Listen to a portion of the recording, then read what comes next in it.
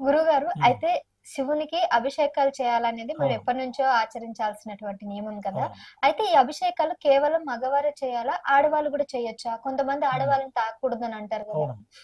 ఇది చాలా మంచి ప్రశ్న. అందరూ తెలుసుకోవాల్సిన ప్రశ్న, అందరూ ఆచరించవలసిన ప్రశ్న. ఉమ్, ఎప్పుడైనా సరే అభిషేకం అనేది శివలింగానికి మగవాడే చేయాలి. ఆడ మనిషి కనీసం లింగం కూడా ముట్టుకోకూడదు, ఉమ్. స్పృశించకూడదు. అది మహాపాపం. నిజమా గురుగారు? 100% ఇది మహాపాపం. ఇది ఉమ్. శాస్త్రం చెప్పింది, నేను చెప్పింది ఒకవేళ కాదు. ఆడవాళ్ళు అలా కనుక ముట్టుకున్నట్లయితే పాపమే వస్తుంది. ఇప్పుడు నిప్పులో చేపెడితే కాలుతుంది. గురుగారు నేను నిప్పులో చేపెడతానంటే చేయి కాలుతుందా కాలదా? కాలుతుంది. మరి శివుడు నిప్పు లాంటి వాడే. ఉమ్, కాబట్టి చేస్తే మహాపాపం వస్తుంది, పుణ్యం రాదు. ఎప్పుడైనా ఇంట్లో ఇంటి యజమాని చేస్తే భార్యకి సగం వస్తుంది, పిల్లలకు కూడా ఫలితం వస్తుంది. ఉమ్, అదే భార్య చేస్తే భర్తకు వస్తుందా? రాదు.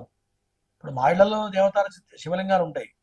మా ఇళ్లలో మా ఇంట్లో భార్య కూడా ఎవరు ముట్టుకోరు, పొరపాటు కూడా తాకరు. అసలు తాకడం కానీ, మేము లేకపోతే శివలింగం కడిగి పెట్టడం కానీ ముట్టుకోరు అనమాట. ఉమ్, మిగతా అంతా శుభ్రం చేస్తారు, దీపారాధన చేస్తారు, మిగతా దేవతలకు పూలు పెడతారు. కానీ ఉమ్. శివలింగం ఏదైతే ఉందో ఆడవాళ్ళు ముట్టుకోకూడదు. ఏదైనా అపవాదం ఉందంటారా? ముట్టుకో, ఆడ మనిషి అర్హత లేదు. అర్హత లేదంతే. ఆడ మనిషి అర్హత లేదు. ఉమ్, అది తాగడం వల్ల మహాపాపం వస్తుంది శాస్త్రం చెబుతుంది.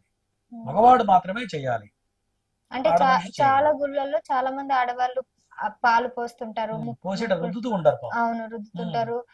అక్కడ పూలు పెట్టుకుంటారు, తాకి మొక్కుతూ ఉంటారు. మరి ఎంతో మంది ఆడవాళ్ళు చేస్తుంటారు కదా. అంటే మరి దీంట్లో కూడా డిఫరెన్సెస్ ఏంటంటమ్మా, ఉమ్, కొన్ని దేవాలయాల్లో కొన్ని ప్రత్యేకతలు, కొన్ని నియమ నిబంధనలు కొన్ని ఉంటాయి. ఉమ్, ఇప్పుడు మనం ప్రతిష్టల్లో కూడా 3 రకాల ప్రతిష్టలు ఉంటాయి. వాయు ప్రతిష్ట అంటే బయట మనం శివలింగాలు చూస్తుంటాం, గుడి బయట ఉమ్, ఆరు బయట ఒక దిమ్మె పెట్టి దాని మీద శివలింగం పెడుతూ ఉంటారు.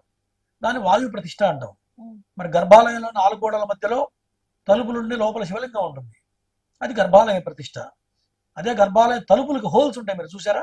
ఉమ్. తలుపులకు హోల్స్ ఉంటాయి, బెల్స్ ఉంటాయి, బెల్స్ ఉంటాయి. అది వాయు ప్రతిష్ట. ఇట్లా రకాలు. ఆరామ ప్రతిష్ట, వాయు ప్రతిష్ట, గర్భాలయ ప్రతిష్ట, 3 రకాలు.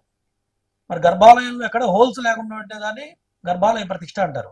ఉమ్, దానికి 16 రకాల కళలు ఆవాహన చేస్తారు, ఉమ్, షోడశ కళలు అంటారు. ప్రతిష్ట చేసే సమయంలో హోమాలు చేసి ప్రతిష్ట మూర్తిని నిలబెట్టిన తర్వాత 16 రకాల కళలు ట్రాన్స్ఫర్ చేస్తారు మంత్రయుక్తంగా. ఉమ్, అట్లా చేసిన ప్రతిష్టని పోయి ఎవరు తాకకూడదు, ఓన్లీ బ్రాహ్మడు మాత్రమే తాకాలి. బ్రాహ్మడు కూడా పంచ కట్టుకొని పైన చొక్కా లేకుండా గర్భాలయంలో కూడా కాలు పెట్టకూడదు. ఉమ్, దేవుడు తాకడమే కాదు, లోపల కాలు పెట్టాలన్నా చొక్కా వేసుకుని లోపలికి పోకూడదు బ్రాహ్మడు కూడా. ఉమ్, మరి ఇటువంటి నియమ నిబంధనలు ఉంటాయి 16 కళలు ఉన్న చోట. ఉమ్, కొంతమంది ఏం చేస్తారంటే అందరికి అవకాశం వేయాలని చెప్పి 8 కళలే ఆవాహన చేస్తారు, 16 కళలు ఆవాహన చేయరు. ఉమ్. 8 కళలు కనుక ఆవాహన చేస్తే అందరు పోయి తాకచ్చు. ఓకే. సో అలాంటి గుడిలో మాత్రం 8 కళలు తాకచ్చు కానీ ఉమ్, ఆడవాళ్ళు తాకకూడదు. అక్కడ కూడా ఆ గర్భాలయంలో, నేను ఫస్ట్ చెప్పిన గర్భాలయంలో ఎవరు వెళ్తారు? బ్రాహ్మడే వెళ్తారు. ఉమ్, జనాలందరూ బయట కూర్చొని అభిషేకం చేయించుకుంటారు, అవునా? బ్రాహ్మడు చేస్తూ ఉంటారు. అవునవును. అది 16 కళలు పెట్టిన చోట.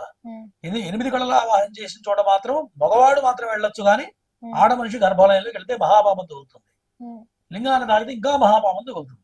తెలిసి చేస్తే పాపం, మరొకరు తెలియక చేయకపోతే చేస్తే ఎలా? ఎందుకంటే నాకు కూడా ఒక పంతులు గారు అభిషేకం చేయండి అంటే నేను చేశాను, నాకు తెలియదు, వాళ్ళు చెప్పారని నేను చేశాను. ఇప్పుడు నాకు కూడా పాపం తగులుతుందా?